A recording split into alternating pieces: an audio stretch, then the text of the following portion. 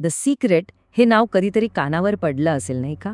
एक असं पुस्तक ज्याने लाखो लोकांचं आयुष्य बदलून टाकण्याचा दावा केला. पण नेमकं आहे तरी काय यात? चला आज जरा ह्याच रहस्याचा उलगडा करूया. तर बघा, 2006 साली हे पुस्तक आलं आणि अक्षरशः वादळासारखं जगभर पसरलं. करोडोंच्या घरात याच्या प्रती विकल्या गेल्या. पण प्रश्न हा आहे की असं नेमकं काय होतं यात की लोकांनी याला इतकं डोक्यावर घेतलं? या पुस्तकाची सुरुवातच इतकी जबरदस्त आहे ना, एका गूढ वाक्याने होते. ते वाक्य आहे, एका व्यक्तीच्या हातात एक महान रहस्य आहे. आता ऐकल्यावरच वाटतं की अरे कोणतं रहस्य, आणि ते आपल्यापर्यंत पोचण्याआधी नक्की होतं कुठे? आता पुस्तकाचा दावा काय आहे माहितीये, की हे जे काही रहस्य आहे ना, ते काही आजचं नाहीये. अरे हे तर युगायुगांपासून अस्तित्वात आहे. एक अशी शक्तिशाली शक्ती जी इतिहासाच्या पानांमध्ये कुठेतरी दडून बसली होती.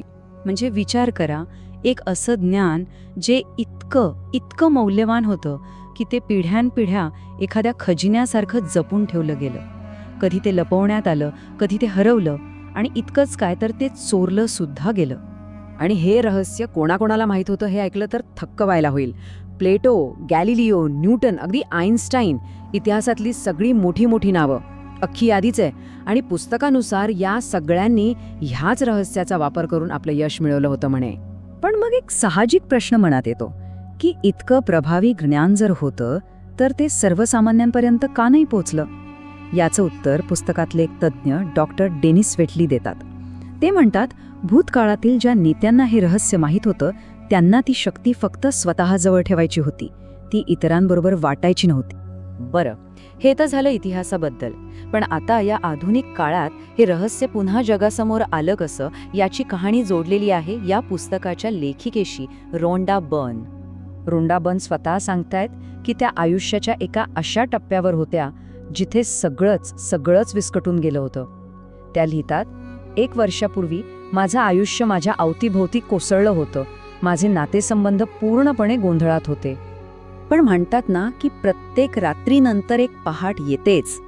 अगदी तसंच त्यांच्या आयुष्यातल्या याच सर्वात कठीण काळात त्यांना एक अशी गोष्ट सापडली ज्याने त्यांचं आयुष्य कायमचं बदलून टाकलं.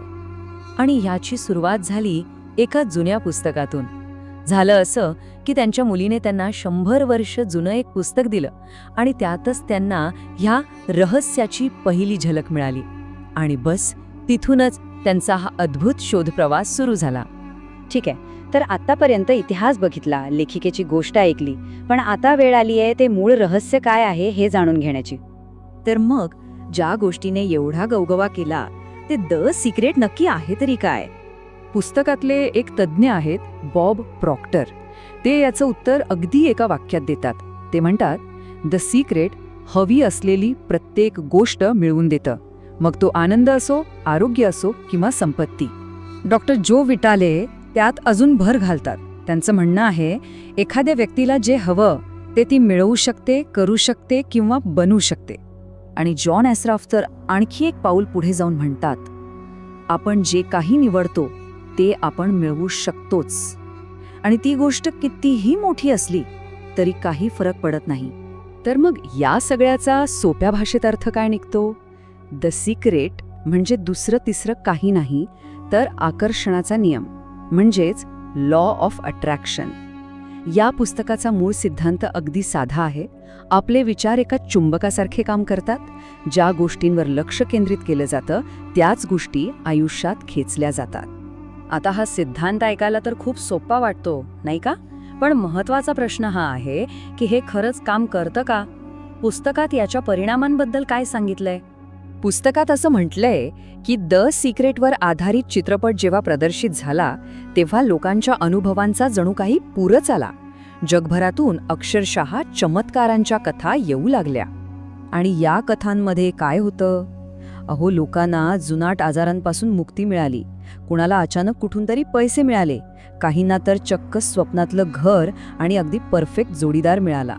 इतकंच नाही तर बिघडलेले कौटुंबिक संबंध सुद्धा सुधारले म्हणे. या आकर्षणाच्या शक्तीची व्याप्ती तरी किती आहे? पुस्तकानुसार ती अमर्याद आहे. म्हणजे बघा, एका व्यक्तीने एका साध्या पिसाची इच्छा केली आणि ते मिळालं, तर दुसऱ्या व्यक्तीने तब्बल 10 दशलक्ष डॉलर्स आकर्षित केले. लहान मोठी अशी कोणतीही मर्यादा याला नाहीये. तर मग ह्या सगळ्याचा अर्थ काय घ्यायचा? हे पुस्तक वाचणाऱ्या व्यक्तीला शेवटी कोणता संदेश देतं? पुस्तकाच्या शेवटी एक खूप सुंदर आणि आश्वासक असा संदेश दिला आहे. तो असा की एखादी व्यक्ती खरोखर कोण आहे हे तिला कळेल, तिच्यामध्ये कोणती खरी भव्यता दडली आहे हे तिला कळेल. आणि हा सगळा खटाटोप केल्यानंतर पुस्तक प्रत्येकासमोर एक अंतिम आणि सगळ्यात महत्त्वाचा प्रश्न ठेवतं, खरोखर काय हवं आहे? आणि ह्याचं उत्तर ते तर प्रत्येकाला स्वतःच शोधावं लागेल.